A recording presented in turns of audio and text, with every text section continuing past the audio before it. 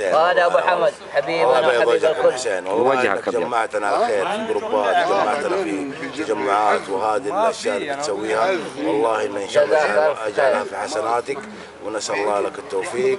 وهذا الشيء بصراحه اللي تسويه انا بغض النظر عن المقابلات الشخصيه، ولكن انت انسان صراحه تشكر على كل الجهود تقوم فيها، واولها الجروبات اتصالك وتجميعك بين الاخوان وتقاربهم، فهذا شيء بصراحة يحسب لك يا أبو حسين، والله يجزيك خير وبيض الله وجهك. بارك الله فيك.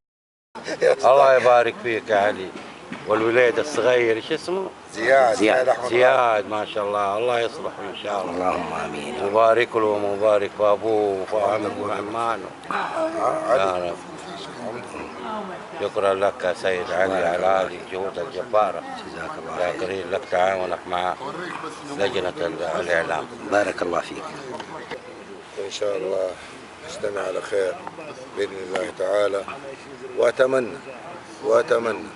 وأتمنى أن يكون الجمع المقبل بإذن الله تعالى مع الأخوان، أبنائنا وأحبابنا وأخواننا في السيح.